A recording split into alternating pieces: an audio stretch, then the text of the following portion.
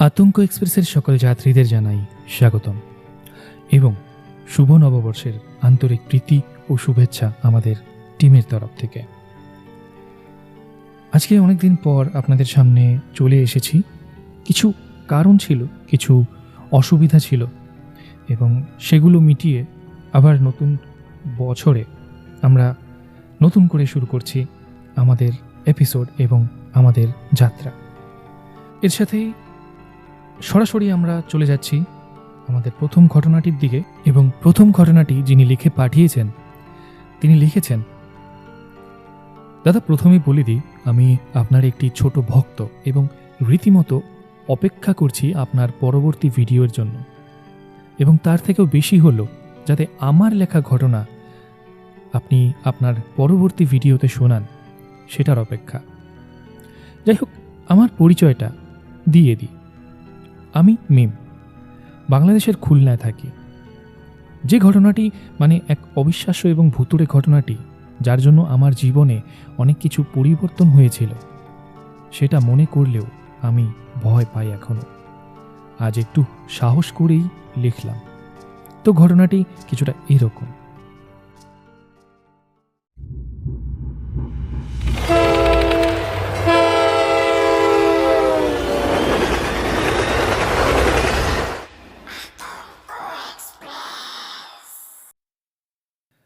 আজকে আপনাদের যে ঘটনাটির কথা বলবো সেটি যখন ঘটেছিল তখন আমি ক্লাস 10-এ পড়ি। কিছুদিন পরেই মেট্রিক পরীক্ষা, তাই অনেক রাত জেগে পড়তাম। আমি আবার দিনের বেলা পড়তে পারি না, তাই আম্মু আমার জন্য চা বানিয়ে রাখতেন যেন আমি রাতে জেগে এবং খেটে পড়তে পারি। যাই হোক, সেদিন ছিল ফেব্রুয়ারি মাসের 11 তারিখ। বরাবরের মতোই সবাই ঘুমিয়ে যাওয়ার পর আমি পড়া শুরু করলাম। দুদিন পরে স্যারের বাসায় একটা মডেল টেস্ট পরীক্ষা, তাই ঠিক করেছিলাম পড়া একদম শেষ করে ঘুমাবো। তার জন্য দরকার হয় ভোর পর্যন্ত পড়ব। তখন আনুমানিক রাত 3টে। পড়তে পড়তে মাথা কেমন যেন ভারী হয়ে ঠেকছিল, তাই ভাবলাম একটু রেস্ট নিয়ে নিই। আমার বারান্দায় একটা ইজি চেয়ার পাতা আছে। আমি বিকেলে অনেকটা সময় সেখানে কাটাই। বাবা আমার পছন্দের কথা মনে করেই চেয়ারটি বারান্দায় বসিয়েছিলেন। যাই হোক, আমি বারান্দায় গিয়ে ইজি চেয়ারে বসলাম।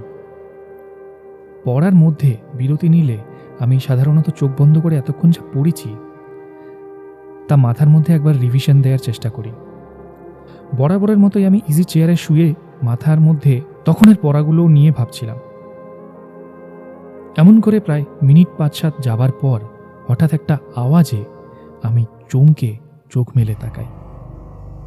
বলা বাহুল্য, আমার ক্যান্টনমেন্টে আর্মিদের জন্য যে কোয়ার্টারগুলো আছে সেখানে থাকতাম।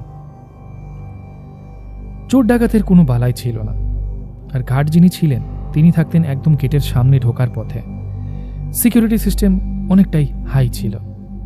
যাই হোক, আমি চমকে চোখ মেলে তাকিয়ে এদিক ওদিক দেখলাম, কিছুই চোখে পড়ল না।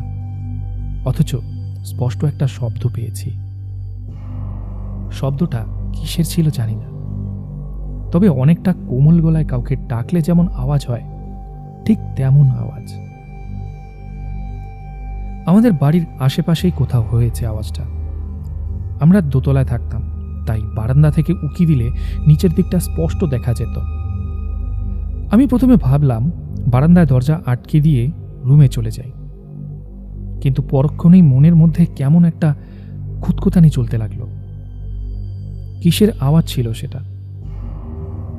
যদি কেউ আমার নাম ধরে ডাক দেয় তাহলে এত গভীর রাতে কেনই বা আসবে?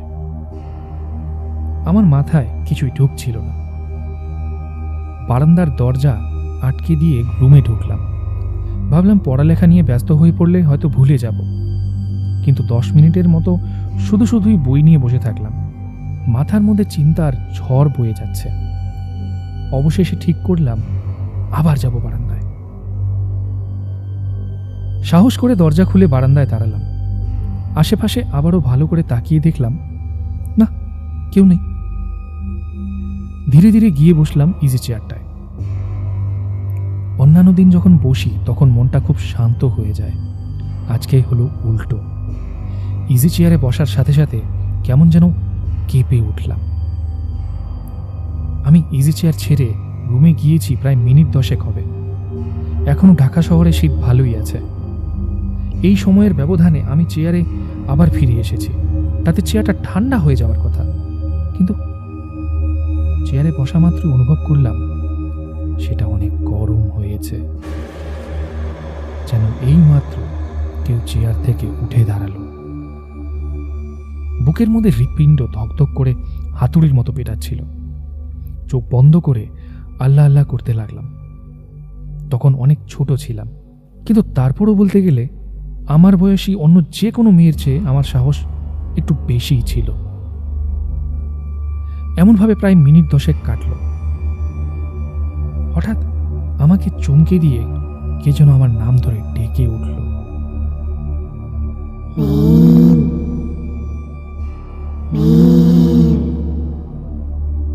ভয়ে শরীরের পশমগুলো দাঁড়িয়ে গেল। এবার আমি স্পষ্ট শুনতে পেয়েছি, অনেকটা বাতাসে ভর করে যেন আসছিল কথাগুলো।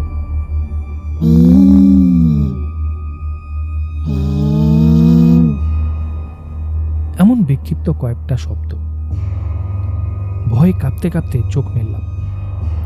এবারও কিছু চোখে পড়ল না। তাকালাম বাইরের দিকে। আশেপাশের বেশিরভাগ বাসায় আলো নেভানো। শুধু দূরে এক ব্লকে একটা বাড়িতে আলো জ্বলছে। হঠাৎ মনে সন্দেহ হলো, আওয়াজটা নিচ থেকে আসছে না তো? আমাদের বারান্দায় কোনো গ্রিল লাগানো ছিল না, তাই ইচ্ছে করলেই ঝুঁকে নিচে দেখা যেত। আমি সাহস করে আল্লাহর নাম নিয়ে বুকে ফু দিয়ে বারান্দায় ওয়ালে ঝুঁকে নিচে উকি দিলাম। নিচে কলিং বেল লাগানো, তাই রাতে সুবিধে হবে ভেবে একটা লাইট সবসময় জ্বালানো থাকে। সেই আলো মেইন গেটের সেখান থেকে শুরু হয়ে গেটের সামনের অনেকটুকু রাস্তা পর্যন্ত পৌঁছেছে। সেই আলোয় আমি যা দেখলাম তা জীবনে ভোলার মতো নয়।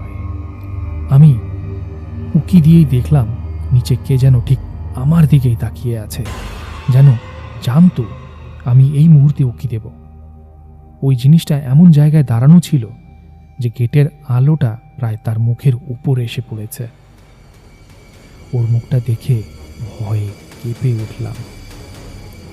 ছেলে না মেয়ে তা পরিষ্কার করে বোঝা যাচ্ছিল না। আমার দিকে অপলক দৃষ্টিতে কিছুক্ষণ তাকিয়ে রইল সে। এরপর আমার দিকে একটা হাত বাড়িয়ে দিল। আমি ভয়ে জ্ঞান হারানোর মতো অবস্থা। চিৎকার করতে যাচ্ছি, কিন্তু মুখ দিয়ে কোনো আওয়াজ বের হচ্ছে না। এবার দেখলাম সেই আকৃতিটা আস্তে আস্তে হাওয়ায় ভেসে আমার দিকে আসতে লাগলো। আমি পাগলের মতো চেষ্টা করছি চিৎকার দেওয়ার জন্য, কিন্তু পারছি না। দৌড়ে যে ভেতরে চলে যাব তারও উপায় নেই। জিনিসটা প্রায় আমার সামনে চলে এসেছে। আমার থেকে তার দূরত্ব আনুমানিক 3-4 হাতের মতো হবে। শেষবারের মতো একবার চেষ্টা করলাম চিৎকার দেওয়ার জন্য। হঠাৎ কোয়ার্টারের পাশে মসজিদ থেকে আজানের শব্দ ভেসে এলো। সাথে সাথে দেখলাম আকৃতিটা আমার থেকে দূরে সরে যাচ্ছে। হেঁটে যাচ্ছে না, অনেকটা ঘুড়ি যেমন উড়ে যায় ঠিক তেমনই। যতদূর পর্যন্ত আলো যায় ততদূর পর্যন্ত দেখতে পেলাম। শেষ মুহূর্তে একবার আমার দিকে ওইটা মাথা ঘুরিয়ে তাকালো। স্পষ্ট দেখলাম অন্ধকারে সবুজ রঙের আলো বের হচ্ছে ওইটার চোখ দিয়ে। পরদিন যখন আমি চোখ মেলি তখন আমাকে নিজের রুমে দেখতে পাই, খাটে শোয়ানো। মাথার উপর ফ্যানটা তুমুল স্পিডে ঘুরছে। উঠার চেষ্টা করলাম, কিন্তু শরীরে শক্তি পেলাম না ওঠার মতো। গলা দিয়ে চিৎকার করে মাকে ডাকার চেষ্টা করলাম। কেমন যেন গড়গড় আওয়াজ বের হলো। ভাগ্য ভালো মা পাশেই ছিল। দৌড়ে এসে হাজির। রান্না করছিল মনে হয়। আমাকে দেখেই মাথায় হাত রাখলো। মা আমাকে জিজ্ঞেস করলো, কি হয়েছে? আমি খুবই দুর্বল অনুভব করছিলাম। মাকে বললাম, পরে বলবো। আগে বলো আমি ঘরে এলাম কিভাবে? পরে মা বলল, সকালে নামাজের জন্য ওঠার পর আমাকে রুমে না পেয়ে তিনি বারান্দায় যান। সেখানে গিয়ে দেখেন আমি ইজি চেয়ারের পাশেই মেঝেতে পড়ে আছি। মা আরও জানান, আমাদের বাসায় একটা বিড়াল পালতাম আমরা। সেই বিড়ালটাকে নাকি আজকে সকাল থেকে পাওয়া যাচ্ছিল না। পরে উপরতলার আঙ্কেল বাজার থেকে আসার পথে বিড়ালটিকে বাসার পাশের ঝোপে মৃত দেখতে পান। কি যেন সেটাকে মেরে ছিন্ন ভিন্ন করে ফেলে রেখেছে। নাড়ি ভুড়ি বের হয়ে গেছে। কিন্তু আশ্চর্যের ব্যাপার হলো বিড়ালটার গায়ে এক ফোঁটাও রক্ত ছিল না, যেন কেউ চুষে বিড়ালটার দেহ থেকে সব রক্ত বের করে ফেলেছে। এই ঘটনাটি আমার জীবনটাকে এলোমেলো করে দেয়।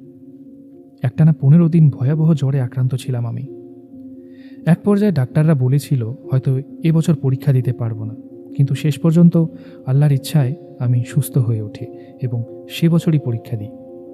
জানি অনেকেই বলবে হ্যালুসিনেশন, অনেকেই বলবেন পড়ার প্রেশার ছিল তাই উল্টাপাল্টা দেখেছি, কিন্তু আমি জানি আমি যা দেখেছিলাম সত্যি দেখেছিলাম। এটা প্রায় 5 বছর আগের ঘটনা।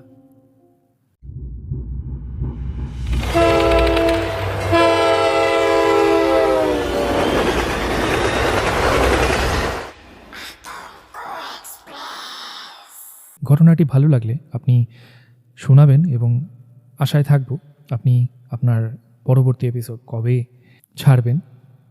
খুবই ভালো লাগলো ঘটনাটি শুনে এবং পড়ে। খুব ভয়ানক ছিল এবং আশা করি তুমি এখন ভালো আছো। আপনাদের কেমন লাগলো ঘটনাটি লাইক, শেয়ার, কমেন্ট করে আমাদের জানাবেন এবং পাশে থাকতে হলে লাল বোতামটাকে দাবিয়ে গ্রে করে দিন এবং সাবস্ক্রাইব করুন আমাদের চ্যানেলটিকে। তো এর সাথে চলে যাচ্ছি আমাদের দ্বিতীয় ঘটনাটির দিকে। এবং দ্বিতীয় ঘটনাটি যিনি লিখেছেন তিনি তার নামটি তো উল্লেখ করেননি, কিন্তু তিনি যে লিখেছেন তার লেখাতে তিনি বলেছেন, দাদা আমি আমার নামটি উল্লেখ করছি না কিছু সঙ্গত কারণে।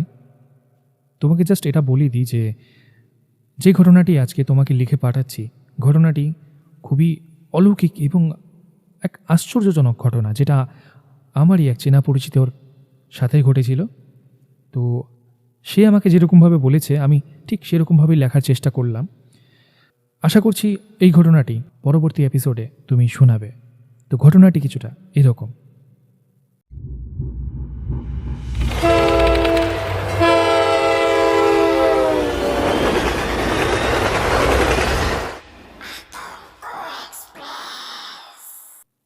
গৌরীপুর মোড়ে বাস থেকে নেমে ভীষণ অবাক আর হতভম্ব হয়ে পড়লাম। দেখি সকল দোকানপাট বন্ধ হয়ে গেছে, তার উপর কোথাও কোনো জনমানবের চিহ্ন মাত্র নেই। হাতের ঘড়ির দিকে তাকাতেই আমি চমকে উঠলাম। রাত প্রায় 11:30 বাজে। ট্রেন মিস, তার উপর ঠেলাঠেলি গতিগতি এড়োনোর জন্য 2টো বাস ছেড়ে দিয়েছি ঠিকই, তবে এতটা যে রাত হয়ে যাবে তা ভাবতেই পারিনি। হয়তো অতটা অবাক হতে হতো না যদি দীর্ঘ এই পথটা বাসের মধ্যে আরামে ঘুমিয়ে ঘুমিয়ে না কাটাতাম। তা যাই হোক, গৌরীপুর মোড় থেকে মিনিট 30 সাইকেল জার্নি করলেই 3-4টে ছোট গ্রাম ও একটা বিরাট নির্জন ফাঁকা মাঠ পেরিয়ে আমার গায়ের দেখা মেলে। গৌরীপুর মোড় থেকে ডান হাতি রাস্তাটায় হনহনিয়ে ঢুকে পড়লাম আমি। ইট বিছানো এই পথটাই সীতাগঞ্জ। এর সামনে 2টি শাখা ভাগ হয়ে গেছে আর তারই একটা ছুটে গেছে আমার গায়ের দিকে। ডান হাতি রাস্তাটা ধরে কিছুটা হাঁটার পর বাঁ পাশে এক ছোট্ট বাড়ির বন্ধ দরজার সামনে দাঁড়িয়ে পড়লাম। লোহার টিন বাঁধা সে দরজা। দরজার উপরের দেওয়ালে বাংলায় মোটা মোটা অক্ষরে লেখা, সাইকেল জমা রাখা হয়। এটা বুড়ো পরেশ সেনের বাড়ি। যারা কাজকর্ম, লেখাপড়া ইত্যাদির তাগিদে গা ছেড়ে শহরের দিকে যায় তাদের প্রায় সকলেই এখানে তাদের সাইকেল আর মোটর সাইকেলগুলো জমা রেখে যায়। ভাড়া খুবই কম, সাইকেল প্রতি 5 টাকা আর মোটর সাইকেল প্রতি 10 টাকা। বাড়ির টিনের দরজায় কয়েকটা সজোরে আঙুলের টোকা দিলাম, কিন্তু কোনো সাড়া মিলল না। শীতের ঠান্ডা হাওয়া দাঁতে দাঁতে কাঁপুনি ধরাচ্ছিল। মাথার মাফলারটা তাই আরও শক্ত ও কায়দা করে বেঁধে নিলাম। হাতের তালু দুটো ঘষতে ঘষতে ডাক দিলাম, কাকু দরজাটা খুলুন, সাইকেলটা নেব। তারপর আরও কয়েকবার আঙুলের টোকা দিলাম, তাও কোনো কাজ হলো না। খুড়তুতো এক দাদাকে ফোন করার জন্য পকেট থেকে মোবাইলটা বের করে দেখি বেচারি খিদে পেটে কেঁদে কেঁদে কখন ঘুমিয়ে পড়েছে। এক বিরক্তিসূচক শব্দ করে দরজার দিকে ফিরে দাঁড়ালাম। দেখলাম ওপারে একটা কুঁজো কালো মূর্তি অন্ধকার ঠেলে দরজার দিকে এগিয়ে আসছে। কিছুটা সামনে আসতেই লোকটার হাতের হ্যারিকেনের মৃদু আলোয় তাকে স্পষ্ট চিনতে পারলাম। হ্যাঁ, দোকানি পরেশ সেন। এতক্ষণে আশ্বস্ত হলাম। মনের অনেক দুশ্চিন্তাও দূর হলো, মাথাটাও খানিকটা হালকা হলো। বুড়ো পরেশ সেন হ্যারিকেনটা উঁচিয়ে ধরে আমার মুখখানা ভালো করে কয়েকবার দেখে নিয়ে কাঁপা কাঁপা গলায় বলে উঠল, তুমি তা এত রাত অবধি কথায় থাকো বাপু? আমি তেমন কিছু না বলে শুধু একটা হ্যাঁ হুঁ দিয়ে তার পিছু পিছু ঘরে এসে ঢুকলাম।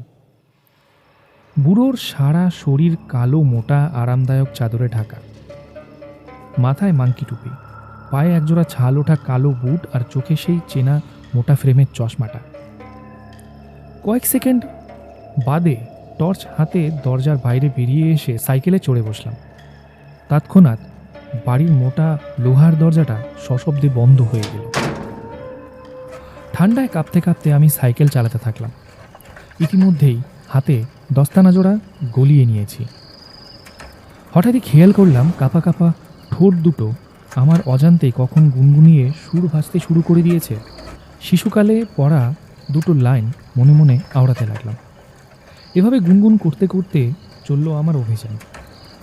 তা প্রায় 15-20 মিনিট সেভাবেই যাওয়ার পর হঠাৎ যেন আবহাওয়ায় হালকা পরিবর্তন অনুভব করলাম। ঠান্ডাটা বোধ হয় এবার একটু বেশি হুল ফোটাচ্ছে। দেখলাম অন্ধকারে ডুবে থাকা বাড়িঘর আর গাছপালাগুলো কেমন যেন রহস্যময় দৃষ্টিতে তাকিয়ে রয়েছে আমার দিকে। তারা যেন আমাকে ঘিরে চুপিসারে ফিসফিস ফন্দি এঁটে চলেছে। শিরদাঁড়া বেয়ে ঠান্ডা কিছু একটা যেন নিচের দিকে অনবরত নেমে যেতে থাকলো। সাইকেলের প্যাডেলে আমি জোরে চাপ দিলাম, কিন্তু সাইকেলটা আগের মতো আর টানতে পারলাম না। পা দুটো যেন ঠান্ডায় জমে গেছে। মনে হলো সাইকেলের পেছনে কেউ যেন হিমালয় পর্বতটাকে বেঁধে দিয়েছে, আর আমি কেতরে কেতরে সেটাকে টেনে নিয়ে চলেছি। ভয়ে শরীরের ভারসাম্য হারিয়ে ফেললাম। আরও একবার সাইকেলের গতি বাড়ানোর ব্যর্থ চেষ্টা করলাম, আর ঠিক তখনই আমার ঠান্ডা দেহের বাম কাঁধে এক হিমশীতল হাতের থাবা এঁটে বসল। সাথে সাথে আমি বীভৎস এক চিৎকার করে সাইকেল থেকে গড়িয়ে পড়লাম। কাঁধের সেই জায়গাটা এখনো ঠান্ডা হয়ে রয়েছে, তবে থাবাটা যেন সরে গেছে মনে হলো। কয়েক সেকেন্ড বাদে আমি আস্তে আস্তে উঠে দাঁড়ালাম। ঘোর মাতালের মতো পা দুটো কেঁপে চলেছে, আর গলাটা যেন শুকিয়ে কাঠ হয়ে গেছে। 2-3 বার ঢোক গিলে টিমটিমে টর্চের আলোয় চারপাশটা দেখলাম। তারপর ভয়ার্ত কাদো কাদো গলায় চেঁচিয়ে উঠলাম, কে কে তুমি? কি চাও? গলার আওয়াজ তো দূরের কথা, ছোটোখাটো কোনো শব্দও কানে এসে পৌঁছাচ্ছিল না। আমি সাইকেলটা দুহাতে চেপে ধরে আবারও একবার চিৎকার করলাম, কে তুমি? কি চাও আমার কাছে? কয়েক সেকেন্ড কোনো সাড়া নেই। তারপর হঠাৎই এক সময় অমাবস্যার ঘন কালো অন্ধকার ফুঁড়ে ঠিক আমার কানের সামনে অশরীরীটা মৃদু ভাপা আর ভয়ানক ভাঙা ভাঙা স্বরে বলে উঠল, আমি কে? কি হবে তা জেনে? সাইকেলটা চালা, দ্রুত চালা, তোমার কোনো ক্ষতি করবো না, অন্যথায় তুমি শেষ। শব্দের সাথে বেরোনো তার মুখের ঠান্ডা বাতাস আমার এক কান দিয়ে ঢুকে অন্য কান ফুঁড়ে বেরিয়ে গেল, আর বীভৎস এক দুর্গন্ধে সারা গা গুলিয়ে উঠল। আমি মুখ বুজে প্রথমে সাইকেলে চড়ে বসলাম, তারপর প্যাডেল করতে আরম্ভ করলাম। এবারেও সেই একই কাণ্ড। সাইকেল টানতে গিয়েও টানতে পারলাম না, কোনো রকম গড়িয়ে চলল যা। হঠাৎই আমার বাম কাঁধে ঠিক একই জায়গায় আর পেটের ডান দিকে আরও তীব্র ঠান্ডা থাবার উপস্থিতি অনুভব করলাম। অশরীরীটা আমাকে দুহাতে চেপে ধরেছে। দেহের ওই 2 স্থানের মাংসপেশি যেন জমে বরফ হয়ে গেল। এবার দেখলাম সাইকেলটা সজোরে ছুটছে। বুঝতে পারলাম না কোন দিকে ছুটে চলেছি আমি। সাইকেলটা থামানোর জন্য সজোরে ব্রেক কষলাম, তবুও থামতে পারলাম না। গাছপালা ঘরবাড়ি ফুঁড়ে সাইকেল এগিয়ে যেতে থাকলো। একসময় সাইকেলটা 3 মাথা রাস্তার মোড়ে এসে পড়ল। চিনতে পারলাম আমি সেই রাস্তা। এটাই তো সীতাগঞ্জ মোড়। মোড়ের বাম হাতি রাস্তাটায় নামলেই আর 10-15 মিনিটের পথ। প্রথমে পড়বে সেই ফাঁকা মাঠ, তারপরই আমার গ্রাম। মনে পড়ল মাঠের মাঝখানের ভৌতিক শ্মশানটার কথা। কত না আজব, কত না ভয়ঙ্কর সব কাণ্ড ছোটবেলা থেকে শুনে এসেছি। গায়ের লোকেদের বলতে শুনেছি ওই শ্মশানের গভীরে অমাবস্যার রাতে নাকি সারা রাত জুড়ে চলে ভূতেদের তাণ্ডব। তারা পথিককে ভুল পথে চলতি করে মজা দেখে আর তাদের থলির ভেতর থাকা খাবার ফল সবই আত্মসাৎ করে ফেলে। ঘণ্টাখানেক আগে অবধি আমি এই সকল ঘটনাগুলোকে এতটুকু পাত্তা দিইনি, কিন্তু আজ এই গভীর অমাবস্যার রাতে দাঁড়িয়ে এক বিভৎস নতুন অভিজ্ঞতার শিকার হলাম। ঘটনা আর বিশ্বাস অবিশ্বাসের মাঝের সুদৃঢ় প্রাচীরটা যেন নিমেষেই এক উন্মত্ত সাগরের ঢেউয়ে বরফের মতো গলে গেল। অবশেষে এসে পৌঁছালাম শ্মশানের রাস্তাটায়। বহুদিনের চেনা পথটা আজ যেন অচেনা ঠেকছে। কিছুক্ষণ আগে অবধি চারিদিকটা ছিল ঘন অন্ধকারে ঢাকা, কিন্তু এ পথে পৌঁছে দেখি কোথা থেকে মৃদু মৃদু সব আলো পড়েছে বড় বড় বট অশ্বত্থ শেওড়া গাছের চূড়াগুলোতে। কি বিভৎস গা ছমছমে সে আবহাওয়া! কোনো একদল অশরীরী অতিথির অপেক্ষায় শ্মশানটা যেন সেজেগুজে রয়েছে। সাইকেলের কেরিয়ার জুড়ে বিরাজমান অশরীরীটা তখন আর ভীতির সঞ্চার করছিল না। তার ঠান্ডা হাতের থাবাটাও আমার দেহ মানিয়ে নিয়েছিল। মনে মনে ভাবলাম, একবার এই মাঠ পেরোতে পারলে বাঁচি। পেছনের অশরীরীটা কোথায় চলেছে, আমার সাথে সাথে বাড়ি অবধি যাবে নাকি কে জানে। এই সকল ভাবতে ভাবতেই হঠাৎই এক জোরালো ঠেলা খেয়ে আমি সাইকেল থেকে ছিটকে রাস্তা দিয়ে গড়িয়ে পড়লাম শ্মশানের উল্টো দিকের নিচু মাঠে। মাঠের মাঝে চিত হয়ে পড়েই দেখলাম রাস্তার পাশে ঝুলে থাকা বটের ডালটা ধরে কেউ যেন হুড়মুড় করে গাছে চড়ে বসল। এতক্ষণ সঙ্গে সঙ্গে আসা অশরীরটাই বোধহয় হবে। তারপরই হঠাৎ শ্মশানের সমস্ত গাছপালাগুলো এক জোরালো আলোড়ন শুরু করলো, সাথে বিকট সব চিৎকার। সহস্র অশরীরীর দাপাদাপিতে বোধহয় গাছের ডালগুলো হুড়মুড় করে একসাথে ভেঙে পড়ল। মাঠঘাট সব কাঁপতে শুরু করলো, আর ঘাস বিছানো সমতল মাঠটা অজস্র ফাটলে ভরে গেল।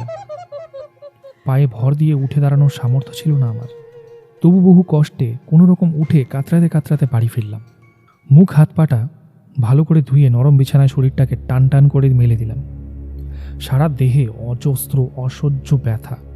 থার্মোমিটারে দেহের তাপমাত্রা ধরা পড়ল 105 ডিগ্রি ফারেনহাইট। পরদিন সকালে ঘুম থেকে উঠে দেখলাম গায়ে ব্যথার বিন্দু মাত্র লেশ নেই। শরীরের তাপমাত্রাও পুরোপুরি স্বাভাবিক। কালকের ঘটনাটাও আর অতটা দগদগে ঠেকছে না। দেখলাম আমার সাইকেলের কিছু কিছু অংশ বেঁকে গেছে। ইতিমধ্যে মা হাতে ব্যাগটা দিয়ে গেল বাজারে যাওয়ার জন্য। আমি তৎক্ষণাৎ ব্রাশটা সেরে নিয়ে বাজারে বেরিয়ে পড়লাম। হাটটা বসে সীতাগঞ্জ মোড়ে, সেখানেই চলেছি। সেই একই পথ। কয়েক মিনিট পর শ্মশানের রাস্তাটা এসে পৌঁছালাম। সাইকেল থামিয়ে শ্মশানটাকে ভালো করে দেখতে লাগলাম, কিন্তু সেখানে কোনো অস্বাভাবিক কিছুই খুঁজে পেলাম না। গাছগুলো আগের মতোই ডালপালা ছড়িয়ে দাঁড়িয়ে আছে, আর ঘাস বিছানো মাঠটাও রয়েছে আগের মতোই সমতল। আমি আর কিছুই ভাবতে পারলাম না। মাথাটা আবার ভার হয়ে আসতে লাগলো। শ্মশানটা ছেড়ে আসার সময় দেখি মাঠের গাছপালা বেটে বেটে ঘাস আর লোহার চুল্লিটা আমার দিকে ঘাড় ফিরে সমানে যেন হেসে চলেছে।